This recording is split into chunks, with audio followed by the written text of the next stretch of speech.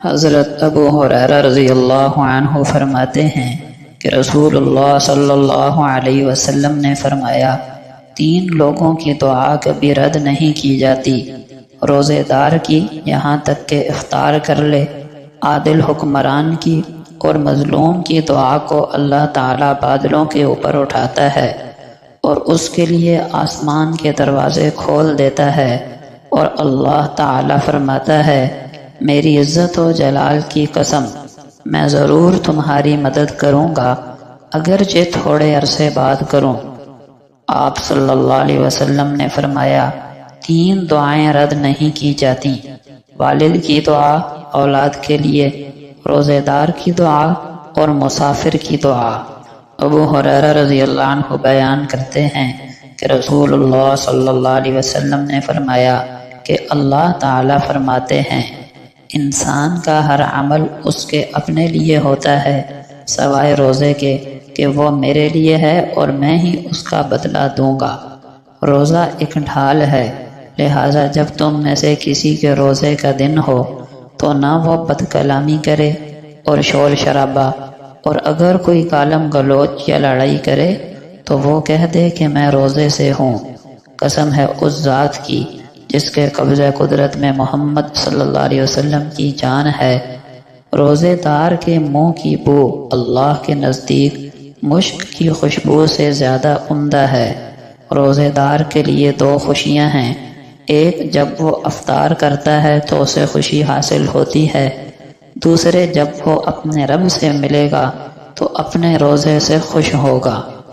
ابو ہریرہ رضی اللہ عنہ کہتے ہیں کہ رسول اللہ صلی اللہ علیہ وسلم نے فرمایا، انسان کے ہر عمل کو بڑھایا جاتا ہے،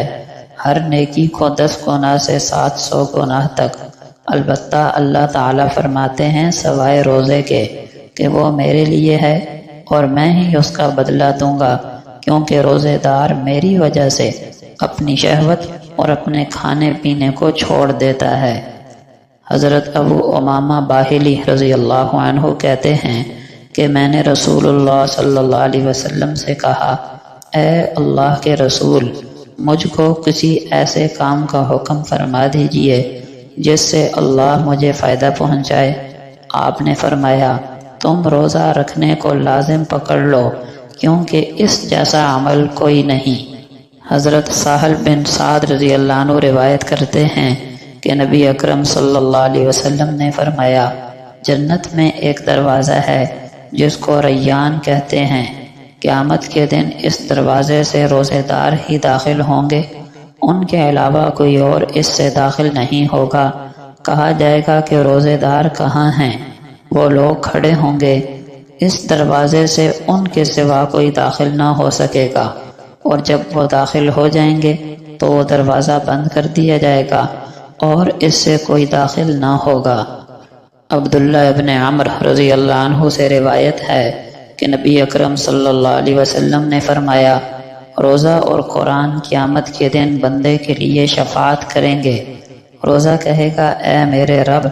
میں نے اسے دن میں کھانے پینے سے روزے رکھا تو آپ اس کے حق میں میری شفاعت قبول فرمائیے۔ قرآن کہے گا، میں نے اسے رات میں سونے سے روکے رکھا تو آپ اس کے حق میں میری سفارش قبول فرمائیے۔ تب ان دونوں کی سفارش قبول کر لی جائے گی۔